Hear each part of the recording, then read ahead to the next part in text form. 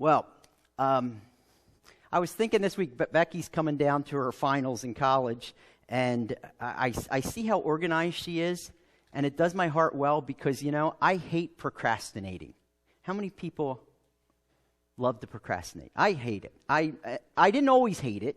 It's something that I learned in my own life that I don't want to do anymore. I don't want to procrastinate anymore. So I usually learn that lesson the hard way. In fact, as I was watching Becky with college, I thought back to when I was in college. And this was probably one of the most powerful lessons in procrastinating and not procrastinating I ever learned. It was during my second year of college, and I took economics. And I don't know if you ever took economics in college, and it's one of the harder classes. But I thought it was a fun class, and it was really neat and interesting, except for one thing. In our economics class at college, they had a project that went the semester long that you had to do. And it was just a pain. Here's what it was. This project was called the Stock Market Project. And every student had to get a subscription to the Wall Street Journal, which came every day during the week, 5 days a week. And then we were given $1,000 of fake money to invest. And for 15 weeks of the 16-week semester, we were to buy and sell stocks each day or each week, and then track those stocks every day. And at the end of each week, we had to give a summary report of what we bought, what we sold, and why we did it according to the news and what was happening in the news. So we were supposed to be looking in paper every day and putting that together. And then at the end of the semester, we bring that report, 15 weeks of reports of our stock trading and all of that and why we did all of that. And it was 30% of our entire grade. So it was a big project. So, I got the papers and everything. And it was interesting because at the beginning of the semester, the professor told us, and I even had friends who had already taken the course, and they said, I'll just give you one word of advice. Keep up on this assignment. Don't wait until the end of the semester to try to do it all. Now,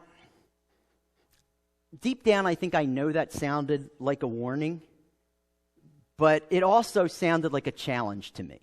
I don't know about you. I'm like, oh yeah? Well, I'll show you. So, and really, I found out a lot of people in class saw it as a challenge as well because we forgot about it. And we had just enjoyed this semester. And every day when the Wall Street Journal would come, I would just pile them in the corner of my dorm room. And it just got bigger and bigger and bigger and bigger.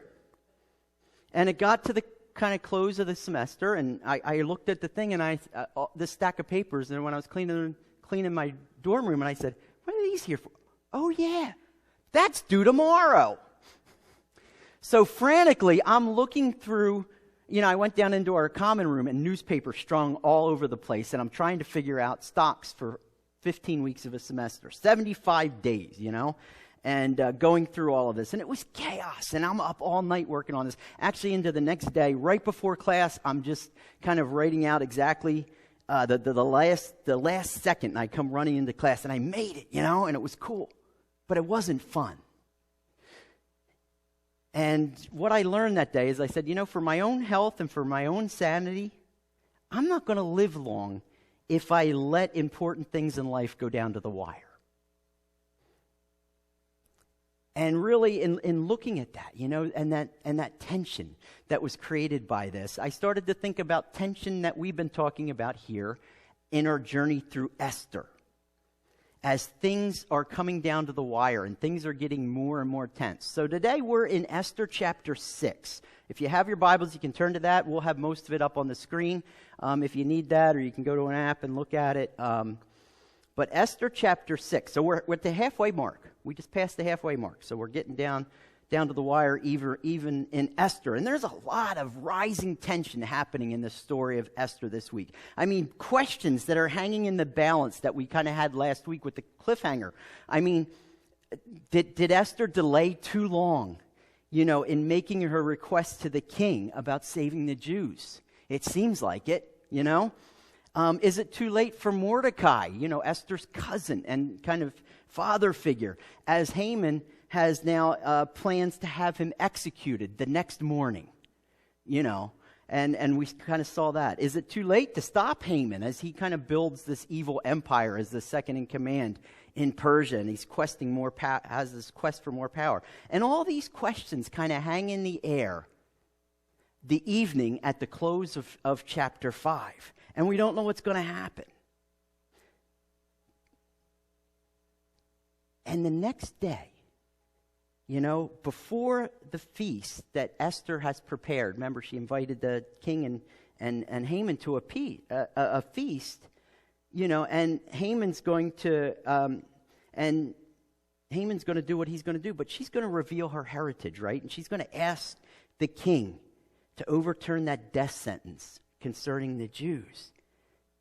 But right before that, Haman has these plans, and he wants to come in and have his nemesis Mordecai basically strung up on the gallows, right? Because he wouldn't bow. And he's built these gallows 75 feet tall, and he says, I'm going to have him executed before I have fun, before I can enjoy life again. So I better do this before the feast, and then I can go joyfully to this feast. So time's running short on all of this, right? And all of it kind of feels like it's hanging in the balance, and what's going to happen? And that's what happens as chapter 6 begins, as we start to read what happens in chapter 6. And here, today, we learn something very important about God. He's a God who isn't absent, right? He's a God who is now here, and a God who is always working. And he does some amazing things packed in this overnight period. Sometimes we sleep, God continues working. So let's start to read, and we'll kind of comment as we go on with what's happening with Esther and all of these things that seem like they're not going well. Okay, verse 1. On that night, again, this night when everything's happening, the king, he couldn't sleep, and he gave orders to bring the book of memorable deeds, the Chronicles, and they were read before the king, and it was found written how Mordecai had told about Bigthana and Teresh, the two of the king's eunuchs or guards who guarded the threshold and who sought to lay hands on King Ahasuerus. And the king said, what honor or distinction has been bestowed on Mordecai for this? The king's young men who attended him said, nothing's been done for him. So here's what's happening. So it's the night before all this stuff's supposed to go down and all this tragedy and everything, and Esther's finally going to tell the king and all these things. The king can't sleep. He's got insomnia, right? So he needs a bedtime story, basically. He says, will you read me a bedtime story? And the king, being the king, he says, I want to read it about me and my kingdom. So can you go get the chronicles or the history that's been written about my reign? And they go and get that, and they begin to read it to him. And if you remember all the way back in chapter 2, when Mordecai saved the life of the king, found out about that plot, it says all these things were written in the king's chronicles. Well, that was put away, and now this night of all nights, what a coincidence, it's brought out, and the king hears about how Mordecai saved his life. And the king goes, man, that's a great thing. I can't remember what we did to honor Mordecai. And his attendant said, well, nothing was done for Mordecai. I don't even know if anybody said thank you. You were just happy, and we went on our way. So at this, the king's like, man, something's got to be done. And the king had forgotten about all this and didn't know that anything had not been done, or, they didn't do anything for Mordecai as a way of thanks or honor. So this happens. Verse 4, it says, and the king says, who's in the court right now? Now Haman had just entered the outer court of the king's palace to speak to the king about having Mordecai hanged on the gallows that he had prepared for him. So he asks his attendants, hey, are there any officials around? So by now it's the next morning. And he said, and he wants to take care of this thing about Mordecai, right? So he says, are any of my officials around? And just by sheer coincidence, you know who just walks into the court? His number 2 official in the whole empire, this guy Haman. And they said, oh, Haman just walked in. Now, Haman didn't walk in to come and just be there and say, hey, how can I help? Remember, Haman came because he wanted to get permission to kill or execute Mordecai.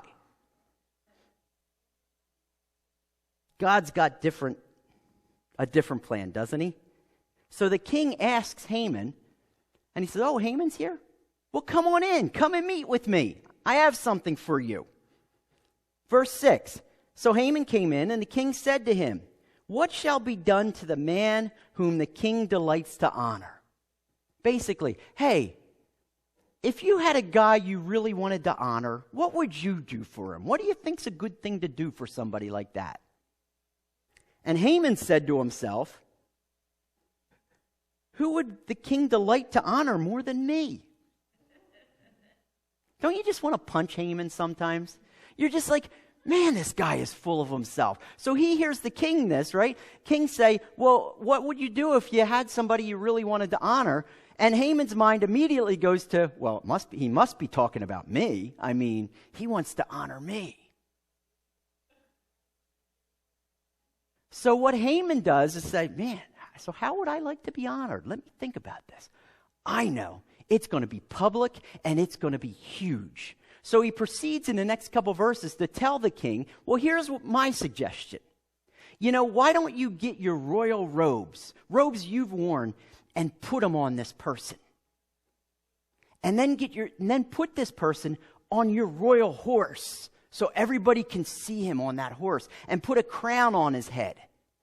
And then get one of your officials to kind of parade him through the center of town. And the official can be saying, hey, everybody, look at this guy. He's the king's guy. He is honored by the king. Now remember, Haman loved that people would bow down to him, so he's like, this is what I want. Man, I can imagine it now. It's going to be amazing. And everybody will know how awesome I am. So he's kind of thinking through this, right? And he's exactly what he would want for himself, except for one thing. Guess what? The honoree wasn't him. Look at verse 10.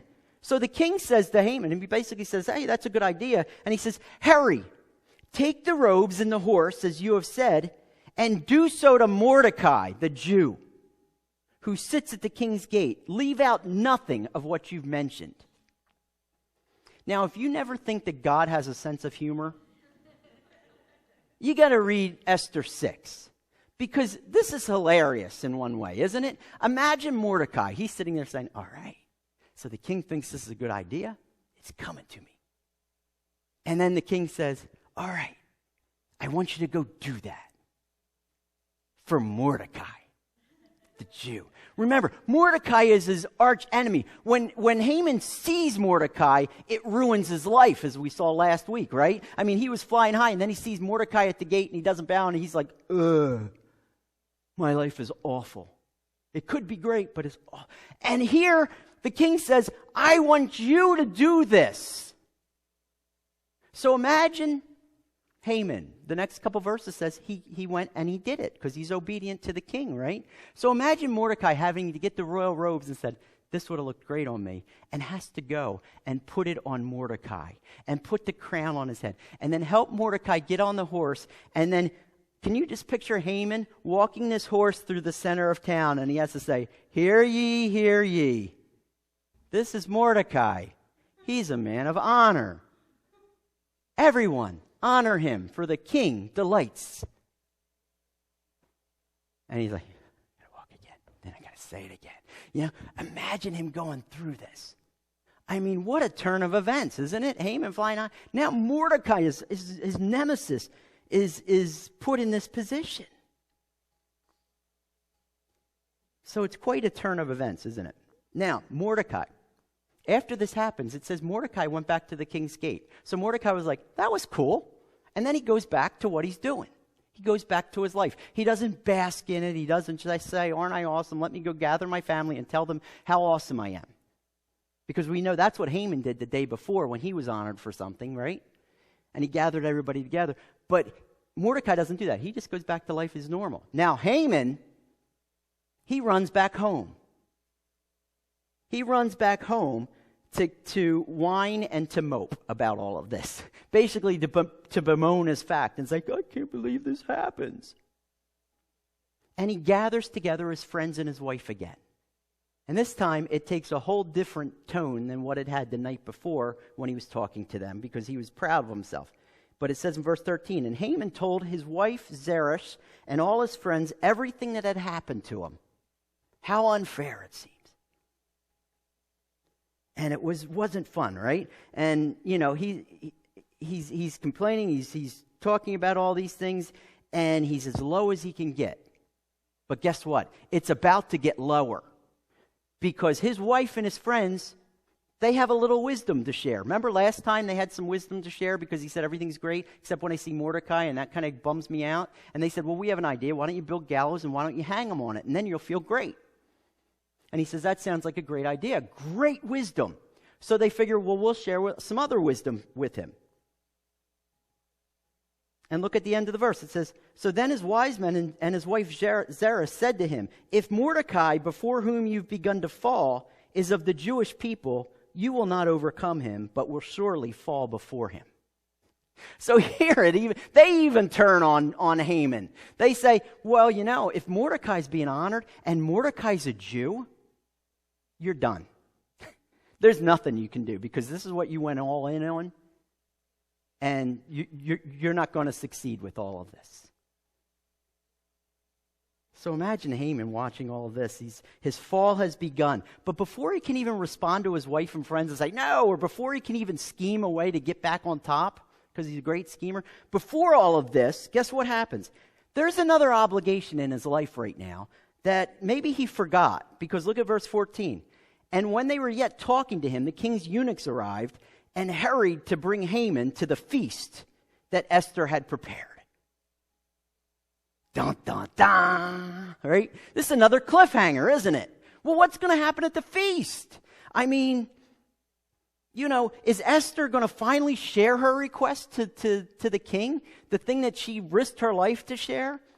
Is Haman going to find a way to get back on top? Will the king start to put all of this together and step in and intervene? Well, you'll have to join us next week for that.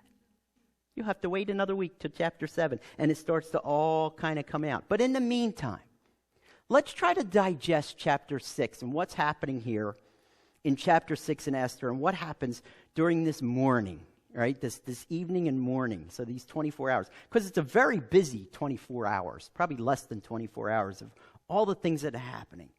And what we discover today is that although hours before, things look done for Mordecai, right? And the Jews. Haman looks unstoppable. It looks like it's all going in one direction. It doesn't take God long to change everything. Again, we don't necessarily see God here, but we see the effects of God. We see God working. And it doesn't take much for God to be able to turn everything from horrible and gloomy and done to the exact opposite. He swoops in just in time, right? And he turns things around. Do you know why that is? Because God's timing is perfect. He will always accomplish what he needs to be accomplished exactly when it needs to be accomplished. Did you hear that? God always accomplishes exactly what he wants to do when he wants to do it. Even if it's, for us, feels like the very last moment, nothing rattles God. God doesn't have to sit there and say, I got to cram, I got to get this done. Oh no, I forgot about this. That's not God. He's got it all planned out, and he says, here's when we're going to do this. Here's when we're going to do this. Don't you just love to wait sometimes? And you're waiting on God. And you're just like, why won't God work? Why won't he do this for my life? It helps to know that God's timing is perfect. God's working. Be patient and just keep trusting. He's building something here. And a lot of times he's building us through that, right? So this truth is as true today for our lives as it is here for Esther, for Mordecai, for the Jews in that setting. It's as true then and as it is now. So this is for our life today. So those times when we feel like all hope is lost and what's going to happen, God is working and his timing is perfect. So just keep waiting and keep trusting. As hard as that is, because when we trust that his timing is perfect, we don't need to worry. We don't need to despair, when we need God to work, right? And sometimes that's what we do, don't we? I know I do that. And I'm sitting here going, God, why aren't you doing this? Come on, man. I mean, I got my schedule, and it needs to happen. This needs to happen for this needs to happen for this needs to happen. So you need to do this for me. And we kind of can lose faith in God and get angry at God, or we despair and we say, God, you're not here. You don't care about me. You know, and sometimes it seems that he isn't here or he's not working. But we don't need to worry about that because God is always with us and his timing is always perfect. In fact, as we kind of look back at this passage and look at what's happening through this passage, you know what we discover? We discover that we can find rest in God and his timing in trusting that God reveals, first of all, at just the right time. First, we see God comes in and he reveals something just at the right time.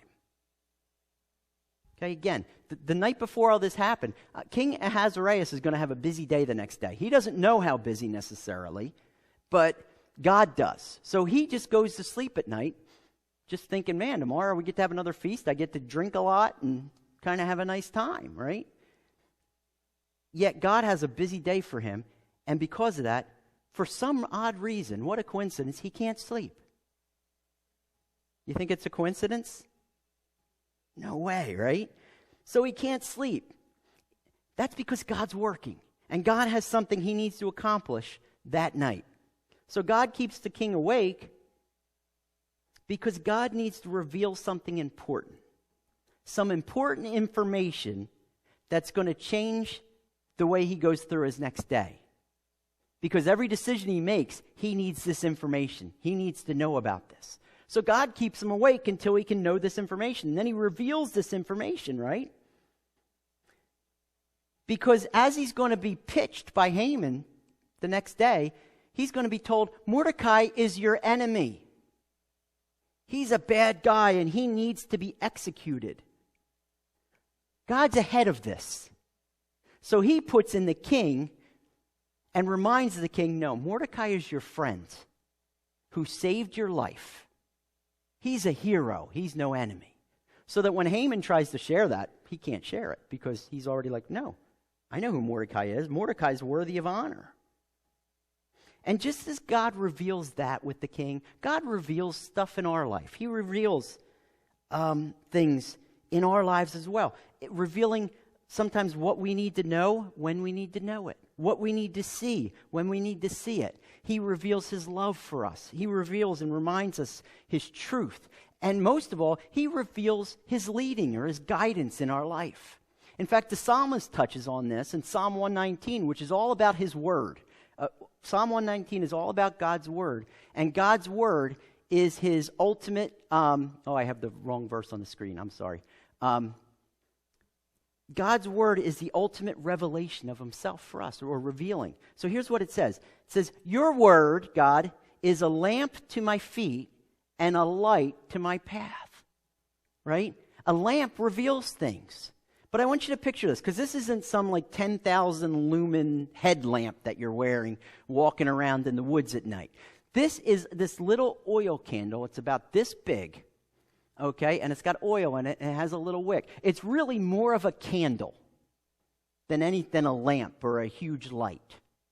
Now, if you have a little candle, and you're in the dark, and you're in the woods, you know what the candle lights up? It lights up about a 5-foot radius, just enough for you to see your feet and to see a couple feet ahead of you so you know where to step next. That's all this light lights up for you. So with that picture in mind, this is what God reveals for us. God reveals our next step. You know, sometimes we get frustrated because we're like, God, lay out your whole plan for me. I want to know what you have for me 5 years from now, 10 years from now, right? Do you ever go to a job interview and they ask you that? You know, where do you see yourself? I don't know. But I know where I see myself, my next step, because God has revealed that to me. And God's going to reveal that to us and to our lives. Sometimes we get frustrated because we're like, God's not revealing enough. And God's like, I'm revealing all you need for right now. And God shows us our next step we should take. God reveals ways that we can go and people that we can talk to and decisions we can make that's right before us. And if he has something that we need to make further on, he'll reveal that to us. But for right now, he wants us to know right where we are and our next step. Sometimes he does that because we're get overwhelmed if we see too much. Sometimes we will try to manipulate if we see, and we say, oh, God's going to do that for me? Well, maybe if I did this, I could change the course of it. You know, it's like Back to the Future, where you do an event, you go back in the past and do an event, and then it affects everything else coming. We can't do that with God. His plans are set for us, and He's got it set and laid out for us. So that's this picture in the Psalm 119, and it's of this oil lamp, but God reveals for us. Okay? And this holds true for direction, not only for direction in our life, but also in understanding. Understanding His Word, or understanding what we need to know when we need to know it. Sometimes, I know, we can get scared of sharing Jesus with others because we're like, well, what if I don't know what to say? Guess what? We have the Holy Spirit in us, God in us. And often, He will reveal what we're to say. I can't tell you the amount of times I'm talking to somebody, I don't know what to say. And all of a sudden, something comes out of my mouth, and I'm like, oh, that sounded good. I got to take notes on this guy. And you're like, where did that come from? Well, God reveals it to us. Did you know God reveals things like that to us? And God reveals His Word to us. Sometimes we're like, man, they know so much about the Bible. Why don't I understand that about the Bible? And God says, I put something right before you I want you to understand and I want you to walk in. As you're walking in that, I'll reveal more. So that's how God reveals, and it's just at the right time for our lives. So this King Ahasuerus, his insomnia is no accident. Rather, it's God revealing His truth at just the right time. And God's not finished in this story, because the next morning, you know, as the king, he looks for an official, and he says, man, we got to honor this guy, and I got to find an official who can go and honor him. You have Haman's presence at the palace at that very moment. That's no coincidence that Haman was the only official around, and he just happened to show up when the king asked that question. You see, we can rest in God's timing, not only trusting that He reveals, but also, as we see in this, trusting that He places just at the right time. God puts things in place right when we need it. God places Haman right at the place to affect what's going to happen. If the king hadn't thought of this and Haman came earlier, he would have shared his request with the king to execute Mordecai. If he would have showed up later, maybe another official came in, and he has him go honor Mordecai. No, Haman comes in. Why? Because that's the way God wanted it. That's the exact way that God has planned for it to go. So He moves the pieces in place so that we can walk in them. So Haman, he was cutting off Haman's plans to accomplish what Haman wanted. You know, the fact that we are right where we are right now, the fact that we work where we work right now, or we go to school where we go to school right now, we have the friends or family that we have right now, is not an accident. God has placed us right where we are right now. You know, just 2 weeks ago on Easter Sunday, we were going through Esther chapter 4, if you remember, and Esther's trying to make the decision whether she's going to go talk to the king, and Mordecai's trying to talk her into it, and he says, you know, you're going to die. And in verse 14, he says, and who knows whether you have not come to the kingdom for such a time as this? Mordecai even posed that question. You know what's possible? Maybe God has put us all in this place for right now.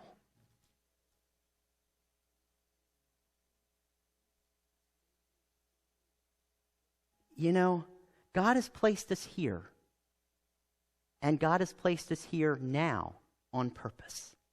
For such a time as this, we are here. And we have the job we have, and we have to go to the school we go to, we have the friends we have, and the family we have, and people that we know. He does it all on purpose. Now, I want you to ask yourself a question.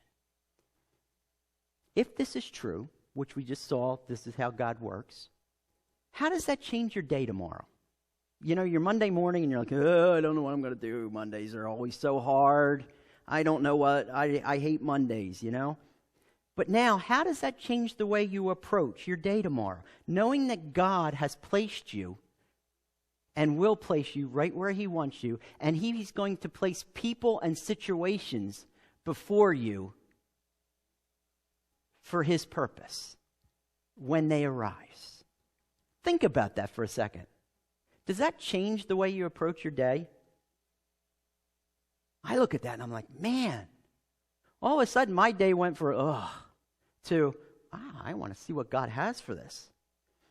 Each day has purpose that God has created for us to discover, to fulfill. You know, maybe it's a person he brings right to us that's ready to hear about Jesus, or they need an encouraging word at just the right time, and God brings them right before us, and we get to share that. God places these things right before us, places us in situations at just the right time, gives us opportunity right before us at just the right time. Talk about a day of purpose, huh? And that's how we can live lives of purpose. That's how we can say, man, I get to get up on Monday morning and see what God has for me. And just as trusting that God reveals at the right time kind of gives us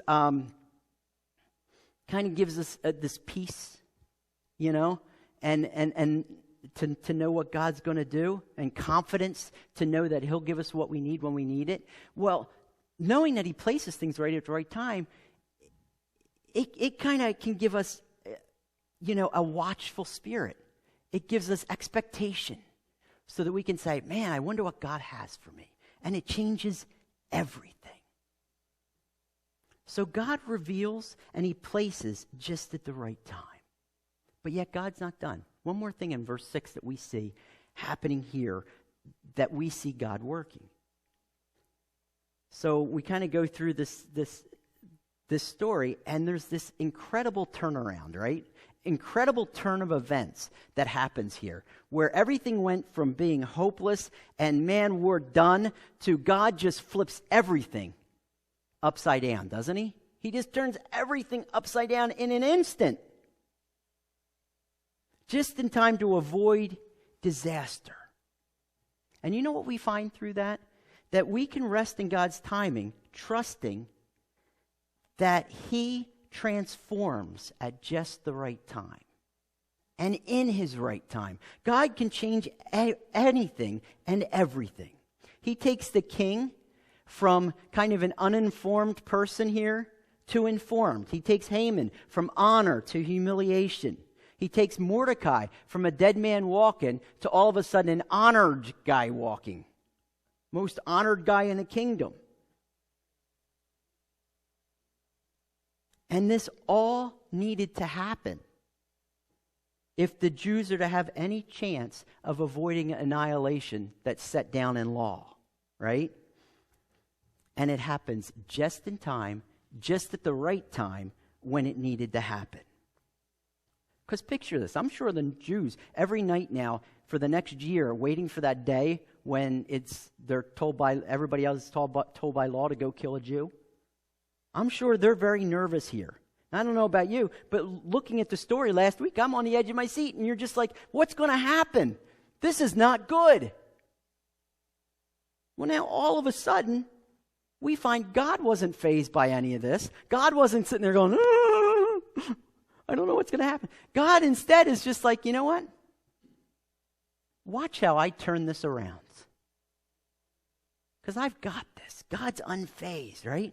He's calm. He's in control. And at just the right time, he turns this entire story right on its head. Turns it upside down. And you know, this is the same for us in our lives today as followers of Jesus. God is a God who changes everything. God is a God who transforms. And he transforms us, and he transforms situations that we find ourselves at just the right time.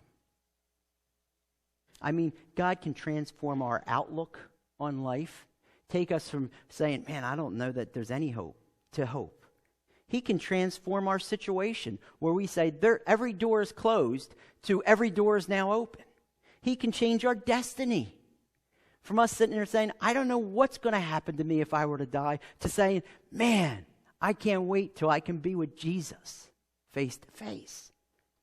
God can change our very lives as we go from dead to alive, from from slave to free, from sinner to saint.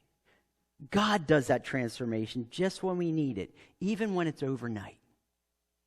In fact, another psalm talks about this. It says, for God's anger is but for a moment, but his favor lasts a lifetime. Weeping may tarry or last for a night, but joy comes in the morning. This psalmist might have known the story of Esther, or known what God was going to say through the story of Esther, saying, yeah, everything looks horrible and weeping is all through the night, but yet when morning comes, there's joy. God has worked. You know, sometimes we get frustrated in God's timing to transform and change us, don't we?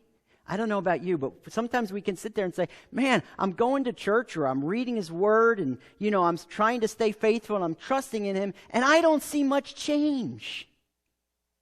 I don't really see much happening. I mean, I look at other people, they understand so much of the Bible, and I see their lives transforming before my eyes. And I'm sitting here, I'm still struggling with the same thing I always struggled with, and I don't see it happening. Have you ever felt like that? And you're sitting here saying, what happens? That's because God changes us, but God changes us, each of us, individually, at the rate he wants to change us. Some people, he says, I need to change this person's world upside down in a night. Other people, he says, I just want to change you a little bit of time so you learn to keep trusting me. And God changes us and grows us differently, but he does grow us, and God does change us. You know, if you notice, I've been losing weight over the last year and things, and, you know, sometimes I'm kind of looking at myself and I'm putting on my clothes, I'm like, man, I don't feel any different. And then you know what happens? I go back and look at the before picture. And I'm like, oh, there's a difference. And that's how God does for us. Sometimes we say, I don't know if I'm changing. Well, look back. And you'll see, man, God has changed me. Why? Because God transforms at just the right time. And that helps us rest in God, trusting that, you know what? God can change things. He can change me. He can change my situation. He can change that person that I keep trying to share Jesus with, and it's like hitting a brick wall. You know who can change them? God. And all of a sudden, they're open to hear what we have to say. They're open to encouragement. God changes everything. And he will change things right when we need him most, right when he desires, right when he has planned. And this builds hope in our lives, doesn't it? I hope you hear this and you're just like, man, now I feel like I have hope because I know that God's going to grow. And he's going to change. And he's going to change me as I walk with him. And do you know why all of this happened? Because God's timing is always perfect. He accomplishes what he wants to accomplish exactly when he wants to accomplish it. And you know, because of this, we can rest in this truth for our lives today. Trusting that he's going to work in and for us when it's needed most. In fact, when we trust that he reveals just at the right time, it builds in us confidence. So we can walk with more confidence when we trust that God has perfect timing. Also, when we trust that God has perfect timing, it can help us be more watchful in life, to look out for what God has because his timing's always perfect. And because he places things right where it needs to be, right when it needs to be there. And then we can live lives of hope. Trusting God to transform our lives, trusting God to transform our situations at just the right time, just when we need it. So you know what this morning, you know what Esther 6 is saying? Rest in God's presence. But not only his presence, rest in his timing. So through this amazing chapter of Esther 6, you know, we meet God once again, even though we may say God is nowhere, God is now here, right? And we meet a God who is once again now here. And he's the God of perfect timing. Not only for this story, but our lives today. So let's pray.